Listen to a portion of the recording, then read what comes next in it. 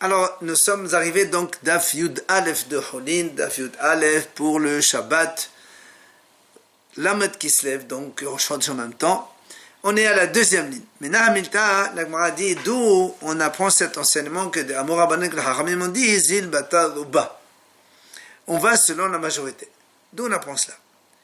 Alors vient la Gemara, c'est toi, Minalan, quelle question tu poses?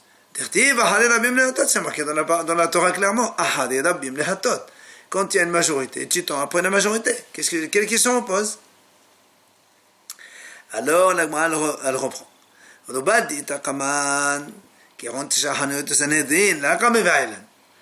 a dit, quand il y a une majorité devant nous, c'est-à-dire elle est présente et évidente, comme par exemple il y a 9 magasins qui vendent cachère et une qui vend la viande pas cachère. Si on trouve donc un morceau de viande dans la rue et on ne sait pas d'où ça vient, on va selon la majorité parce qu'il y a 9 cachères et un non caché. Ou bien les Sanhedrin, quand il y a un tribunal qui juge, on va selon la majorité. La décision selon l'Europe. S'il y a 12 contre 10, ou 13 contre 10 par exemple, ou même 12 contre 11 dans les dîners mamonotes, alors donc on va selon la majorité. Et là, ça c'est la question, je ne pose pas cette question, ça je la connais. La question que je pose, elle est, c'est quand on a une majorité qui n'est pas devant nous. C'est quoi le cas? Il dit, par exemple, Kéron, il dit, imaginons le cas, un petit qui a fait yiboum à une petite fille. Normalement, imaginons, nous on sait que le yiboum, il doit faire un garçon qui a plus de 13 ans. Et si maintenant, si c'est un garçon qui a moins de 13 ans, un petit, il a fait yiboum. Nous, on sait qu'on craint. Peut-être que le petit, si il va grandir, il va se trouver qu'il est saris, c'est-à-dire donc il va être donc quelqu'un qui ne peut pas avoir des enfants. Ou la petite aussi, la fille à qui il a fait yiboum, et donc elle aussi peut-être qu'elle est ayalonite, elle ne peut pas avoir des enfants. Et dans ces cas-là, le yiboum il est interdit. Alors, la question elle est, est-ce que on va, selon la majorité des hommes, que normalement ils ne sont pas comme ça, ni les femmes non plus, et donc on va valider ce yiboum ou pas? C'est ça la question. Donc ça c'est une majorité qui n'existe pas maintenant. Il faut attendre après. Iktana c'est quoi? Ayalonite, on a dit ayalonite, rappelle-toi. Donc ça, la question se pose. Alors maintenant, Ahmad Rabbi Elazar. Il vient Rabbi Elazar, il donne une première réponse. Il dit, Atia medesha shel ola. On apprend ça de la tête d'un korban ola. Quand on prend un animal et on va l'amener, par exemple l'agneau quotidien, le sacrifice quotidien au Beth Amikdash, c'est marqué dans la Torah, on va couper donc le korban en morceaux. Et nous, on sait que la tête de la ola, on va l'amener directement sur le mesbéach. Or, pourquoi tu ne craindrais pas, peut-être que il y a, comme dit l'Agmara ici, peut-être que dans la tête il y a un trou dans le cerveau, dans l'enveloppe du cerveau, et ça rendrait l'animal taref. Et donc, on ne peut pas amener un intérieur au korban. Et tu vas me dire, si on coupe la tête, on n'a pas le droit de couper la tête. La Torah dit, c'est-à-dire, tu ne peux pas couper la tête en deux, c'est pas possible. Donc, alors, comment tu valides ce korban? Et là, donc tu es obligé de me dire, on va selon la majorité des animaux. Et donc, la majorité des animaux, ils sont cachers. C'est pour ça qu'on a admis, on a admis donc ce korban-là. Et de là, on apprend le principe de la majorité. Viens là, moi, le repousse. Il dit, mais pourquoi tu dis ça? Dilma, peut-être que même si tu dis on n'a pas le droit de couper la tête en deux, peut-être qu'il fondit un petit peu la tête au-dessus. Il regarde un peu si l'enveloppe, le cerveau, elle est percée ou pas. Et ça suffit. Maintenant, et tu me dis, voilà, peut-être qu'on n'a pas le droit de fondre, même un petit peu, puisque dans la Torah, c'est marqué l'intahia. La bête entière, on la coupe en morceaux, mais pas un morceau en morceau, donc la tête, on ne peut pas la couper. Et je te réponds, quand est-ce que c'est assourd? C'est quand tu coupes carrément la tête en deux morceaux différents. Ça, c'est assourd. Mais quand tu fais une petite fente, rien du tout, c'est rien. Et donc, peut-être que on vérifie quand même, et donc, c'est pas une preuve ici qu'on va selon la majorité. Donc, on a repoussé. Vient Mor Bari de Ravina. Ama, il vient donc, Mor Bari, il essaye de donner une autre réponse. D'où on apprend donc la notion de majorité. Il dit, Atia, Meshivedat Aesam Bapesah. Il dit, dans le Korban Pessah, la Gemara ramène le passage qui dit Ve'esem lo tishbiruvu. On n'a pas le droit de casser les os du Korban Pessah comme on le sait tous, il faut le manger comme ça, tel quel. Et là aussi, la Gemara dit Vinihush Shemin Nekab Shel Moa. Pourquoi on ne craindrait pas là aussi que l'enveloppe du cerveau elle a un trou et l'animal il est taref, et comment donc on va manger un animal sans casser les os et on risque de manger taref. Et donc elle a été obligée de dire donc on est obligé de aller donc selon le principe de la majorité, comme la majorité des animaux ils sont cachers là aussi. Voilà donc la réponse à la majorité. Viens là, elle repousse. Mimai, qui t'a dit ça? Dilma demanach gumrata ali vekhalili va dire. On a dit peut-être que qui t'a dit qu'on va comme ça suffire à la majorité? Peut-être qu'ici, sur la tête elle-même, il va mettre des braises et donc ça va griller la tête. Et donc ça va quand on va brûler la peau, ça va brûler aussi donc l'os donc de la tête, le crâne donc. Et s'il y a vraiment quelque chose, il y a un trou sur le cerveau, on va le voir. Comme l'Agma a dit d'ailleurs. Détania, parce que tu aurais pu me dire que peut-être c'est la source, ça. Il dit non. La Braïta a dit Hamehater bigidim, celui qui coupe les nerfs de l'animal. Ou encore, celui qui brûle les os de l'agneau de Pessah. C'est pas interdit à cause de Shbirat Haïsam. Donc tu vois bien qu'on a le droit de faire ce genre de choses. Et donc, peut-être qu'on peut vérifier là s'il y a ou non un défaut qui la rend tarif l'animal. Et donc, tu n'as aucune preuve qu'on va selon la majorité. On repousse donc cette preuve. Vient Rav Nachman Bar Yitzhak. Troisième, il ramène donc une autre preuve. Amar, Atia, mais Alia. On apprend ça de la Alia. Alia, c'est la queue de l'animal, de l'agneau, qu'on amène là aussi donc au Beth Amikdash. Dans le Korban, quand on a un agneau, on prend sa Alia, puisque la Torah a dit qu'il faut l'amener aussi sur le feu. Ha'hel Alia. Alors, directement comme ça, donc on prend le helev avec la alia, en même temps, entièrement, on les met sur le mesbéach. Et alors, quel est le problème? L'agma dit, pourquoi tu ne crains pas quand tu coupes la queue de l'animal? Peut-être que il y a la moelle épinière, elle s'est coupée, et donc, quand la moelle épinière se coupe, l'animal il est taref, et on ne peut pas l'amener en tant que korban. Comment alors on amène le korban sans vérifier? Et là, l'agma dit là aussi, la mishum de amnanzil batadouba, donc on est obligé de dire qu'on va ici sur le rov. La majorité des animaux n'ont pas le problème de moelle épinière, qui n'est pas coupée, et donc on est sommaire sur ce rov là. Maintenant,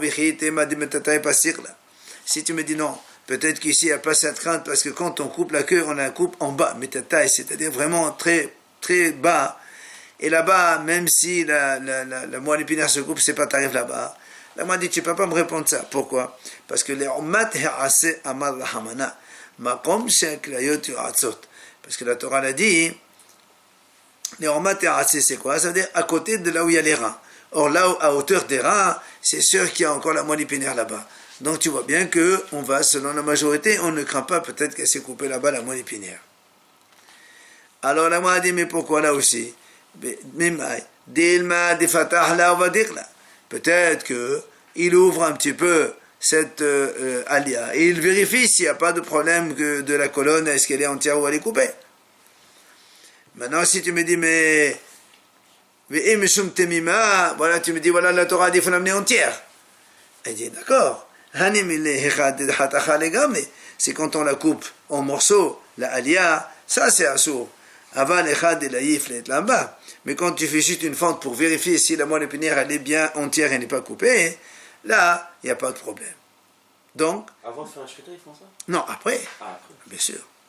Et donc, tu vois bien qu'il n'y a pas ici une preuve de la majorité. Il vient à Rav Sheshat, donne une autre preuve.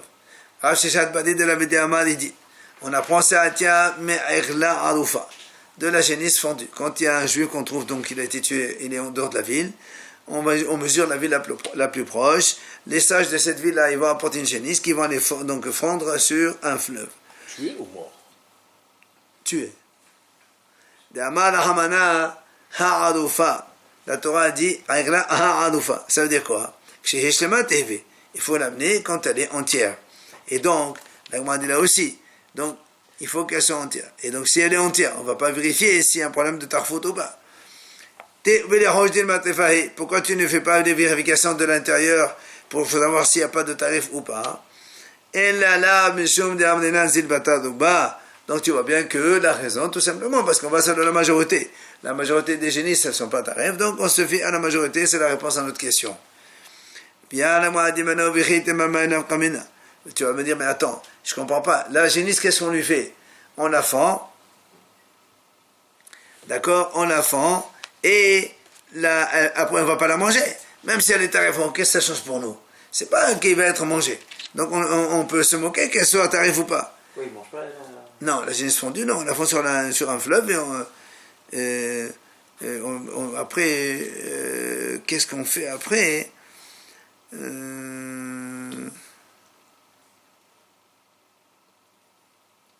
sais pas, soit on l'enterre, soit on la brûle, je sais pas. Mais en tout cas, elle n'est pas faite pour manger, donc ça ne change rien qu'elle est tarif ou pas. Alors elle m'a dit non, ça change. Pourquoi? Et comme dans la génisse fondue, c'est marqué dans la Torah, donc on parle d'un pardon. Donc cet animal, il a donc le statut d'un korban, d'un sacrifice. Et comme un sacrifice, il doit être kasher, tahor, là aussi, il doit être kasher et il ne peut pas être tarif. Donc ça, c'est une réponse valable qu'on va selon la majorité. Rabba Barav Shila Amar. Rabba Barav Shila, il donne une autre réponse encore. Il dit, Atia, mais pas là, Adouma. On apprend ça de la vache rousse. La vache rousse, donc on prend une vache qui est rousse, on la fait la chéta, on asperge, on la brûle entièrement, pour les cendres, on mélange de l'eau, et pour faire l'aspersion pour les impurs de mort. Là-bas, la Torah a dit comme ça, Veshahat, Vesaraf. Comme la Torah dit, Veshahat, Ota, après Vesaraf, Hachamim ont dit, Ma shehitatak sheheshlema, Af sefatak sheheshlema. De la même façon, quand on va la chéta de l'animal, il est entier, il faut la brûler entière aussi. Alors là aussi, on pose des questions. Pourquoi? Peut-être qu'elle est tarif. Pourquoi tu ne coupes pas pour vérifier? Et donc, là, donc tu vas me dire quoi? Donc, certainement parce qu'on va selon la majorité. Et comme la majorité, ils sont cachers, alors la vache aussi, elle est cachère. Et donc là, on a la preuve qu'on va selon la majorité. Là aussi, la vérité, si tu me dis, mais qu'est-ce que ça change de toute façon, tarif ou pas tarif, puisqu'elle n'est pas mangée, puisqu'on va la brûler à la fin. Il dit non. Hatat kriya hamana. La Torah, elle a considéré ça comme korban hatat, donc il faut qu'elle soit valable comme un korban, et donc probablement kasher. Il a vérifié avant ou pas? Hein? Il vérifie si elle est... Ah non, tarif c'est à l'intérieur. Tu veux les poumons, tout ça, mais on ne vérifie pas, là. On va la brûler en entier. C'est ça la question. C'est la preuve qu'on va selon la majorité. Oui. Rabba vient Rabba donne une autre réponse. Il dit, Atia, Messa'id Amashtaleh. On apprend ça du bouc, donc on va jeter par la montagne le jour de Kippour. Là aussi, il dit, c'est marqué, donc on prend deux boucs, et après le Kohen Gadol fait un tirage au sort, un c'est pour la Shem, Hatat, et l'autre pour le Azazel. Et comme les Haramim ont fait la dracha, ils ont dit, Shavim. Il faut que les deux ils soient égaux, c'est-à-dire les mêmes. Alors là, on m'a dit là aussi, et on m'a dit, pourquoi tu ne crains pas que un des deux, il est celui que tu vas jeter par la montagne, peut-être qu'il est tarif. Et donc, on n'a pas le droit de faire ça avec un tarif, puisqu'on a dit, il faut shavim, tous les deux ils doivent être valables. Donc, elle est là, n'est-ce pas, que là aussi on dit, on va selon la majorité. Et si tu me dis encore, si tu me dis, mais attends, de toute façon, qu'est-ce que ça change, tarif ou pas tarif, parce que de toute façon, il va être jeté par la montagne, il ne va pas le manger là aussi, c'est la même question. Il dit non, il dit, parce que non, on a dit, ils disent comme ça, le goral, le tirage au sort qui ne se fait, ça ne peut se faire que quand les deux sont capables d'être un anneau pour Hachem. Donc forcément, il doit être caché aussi. Maintenant, et si tu me dis non, peut-être qu'après, on le vérifie après l'avoir jeté par la montagne, il dit c'est pas possible. Pourquoi? Parce que la Mishnah dit, Lo haya magiya le mahasita. Il n'arrive pas à la moitié de la montagne, il est déjà complètement donc déchiqueté en morceaux, donc on ne peut rien vérifier après ça. Donc tu vois bien qu'on va selon la majorité là aussi. Rav Mari Amar, il vient Rav Mari donne une autre réponse. Il dit, ah tiens, on apprend ça, memake aviv emo, de celui qui frappe son père et sa mère. C'est marqué au make aviv emo, motumat. La Torah dit, il faut le tuer. Là aussi, la Gemara dit, on n'a aucune preuve certaine que c'est son père. Qui t'a dit que c'est son père pour tuer quelqu'un? Et la lave, on m'a dit donc, pourquoi tu dis que c'est son père? Parce qu'on a le rov, on dit la majorité, une femme elle est mariée, c'est son mari qui va avec elle dans la majorité des cas. Donc comme on va selon la majorité, on considère que c'est son père. Donc tu vois bien qu'on va selon la majorité aussi. Ça marche pas pour les mâles. Pour la mère, non, la mère on a une preuve. Alors elle m'a dit, mais pourquoi? Il dit alors, pourquoi tu ne dis pas, ici on prend un cas où le père et la mère ils étaient emprisonnés, il n'y avait personne là-bas, il n'y avait que eux, et depuis le début jusqu'à la conception, jusqu'à l'accouchement, donc ça c'est une preuve certaine que c'est bien le père. Alors elle m'a dit malgré tout, il n'y a aucune certitude absolue pour les harayot. On ne peut pas dire qu'une femme absolue n'a pas été avec quelqu'un d'autre, ça on ne peut pas donc le certifier. Le gardien. Rav Kahana Amar. Là aussi Rav Kahana il donne une autre réponse. Il dit, Atia, mehorer ta nefesh. Donc là aussi on voit selon la majorité, c'est une autre réponse. Là Rav Kahana il dit, on apprend ça, mehorer ta nefesh. Nous on a dit comme ça, c'est marqué, celui qui tue un autre, un individu est un autre individu, il faut le tuer, il est haïmita. Là aussi, la Gemara dit, pourquoi? Peut-être que celui qui est mort, c'est un taref, et nous on sait que quand on tue un taref, on n'est pas haïmita, hein? Puisque le taref, il va mourir de toute façon. De quoi tu parles là? Quelqu'un, il a tué un autre. D'accord, le taref, c'est quoi? La victime. Peut-être que la victime, elle est taref. Puisqu'il est taref, donc de toute façon, il va mourir bientôt. Donc toi, tu n'es pas haïmita pour ça. Alors pourquoi tu vas tuer l'assassin, hein? Eh oui. Et là, donc tu vois bien, si on tue l'agresseur, l'assassin, c'est qu'on va selon la majorité, que tous les hommes, ils ne sont pas tarifs. Donc voilà la majorité. Maintenant, allez. Et si tu me dis, on vérifie que la victime, on va voir s'il est tarif ou pas tarif, là, on m'a dit non. C'est pas joli.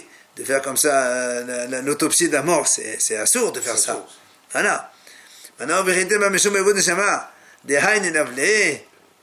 et si tu me dis non, malgré tout, même si c'est assourd de faire ça, pour éviter de tuer quelqu'un, puisqu'on va tuer un agresseur, on devrait tolérer et permettre ce genre de choses pour éviter donc des choses fausses. On m'a dit même ça, parce que nous on parle ici, quelqu'un il a tué avec l'épée, mais peut-être que là où il a mis l'épée, il y avait déjà un trou. C'est par exemple, il fait dans le poumon, par exemple, il met un trou, il le tue. Mais peut-être qu'il y avait un trou d'abord, ça arrive là-bas. Donc tu vois bien que ça ne marche pas, cette vérification. Et là aussi, donc, on voit selon le rôle. Ravina Amar, il vient Ravina encore. Il donne une autre donc, possibilité de réponse. Il a dit, Atia, on apprend ça, me'aidim zomemin.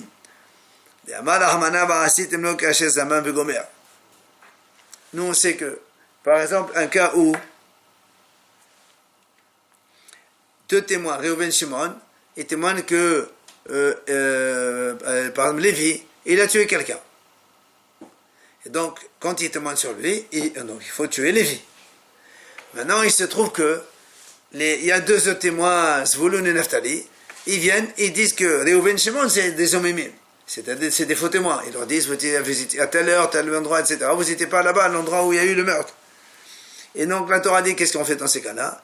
On fait à Naphtali Zvulun, ce qu'eux, ils voulaient faire à Reuven Shimon. Donc comme ils voulaient tuer Reuven Shimon, c'est eux qu'on va les tuer. Alors on m'a dit, pourquoi tu les tues? Peut-être que le monsieur Lévi, sur qui les deux premiers Reuven Shimon ils ont témoigné, peut-être que lui-même c'est un taref. Et donc, même si eux ils voulaient tuer un taref, donc c'est pas Haïmita, alors donc tu peux pas les tuer. Et là, Meshum de Avnanan Zibatad Ba. Et là, tu es obligé de dire, on va selon le Rov. C'est-à-dire, comme le Rov des gens, ils sont pas taref. Donc là aussi, c'est pas ça. Hein? Mais on peut pas le savoir.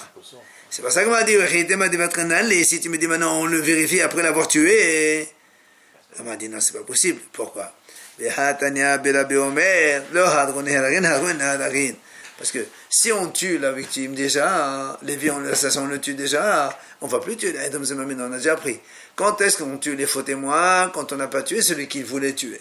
Mais s'ils sont déjà tués l'autre par la méthode Bédine, alors cela, donc si on est mort et qu'on va le vérifier, on ne va pas le tuer de toute façon, donc ça ne sert à rien.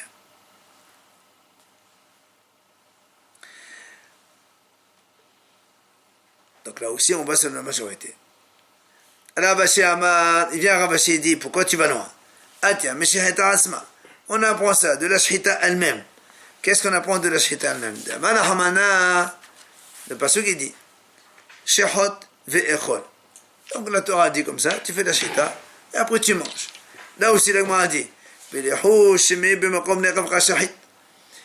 que quand tu as fait la shita, à l'endroit où tu as fait la shita, il y avait un trou là-bas dans la trajet. Dans l'œsophage, pardon. On a dit un nekaf dans l'œsophage, ça rend pas l'animal.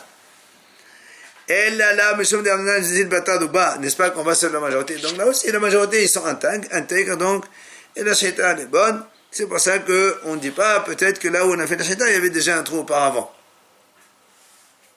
Et donc, c'est la preuve. Amar Ravashi, il vient Ravashi, il repousse, il dit non. Moi j'ai dit cet enseignement devant Rav Kahana. Mais certains disent que c'est Rav Kahana qui a dit ça devant Rav Shimi. Il lui a dit non, c'est pas une preuve. Pourquoi?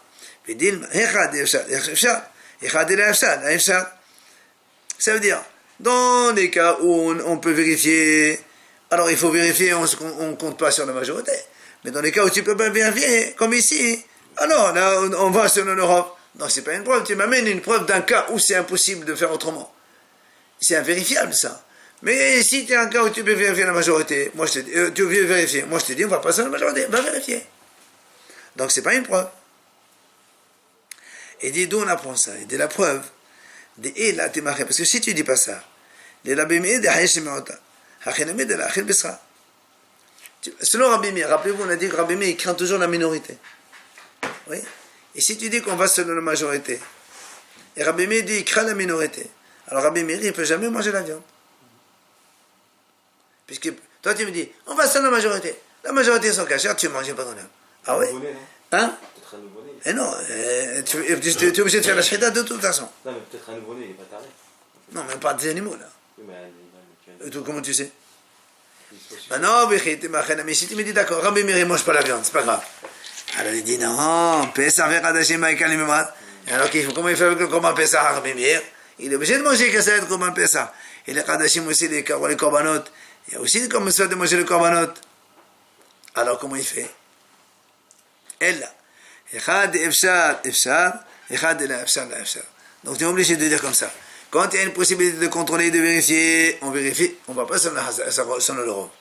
Mais c'est quand il n'y a pas de possibilité, alors on va selon l'Europe. Là aussi, à Hanami, chez nous aussi c'est pareil. Quand il y a possibilité de contrôler, de vérifier, il faut contrôler. Et donc on ne va pas selon la majorité. Mais quand il n'y a pas de possibilité de vérifier, alors là on va selon la majorité. Et donc, on a répondu.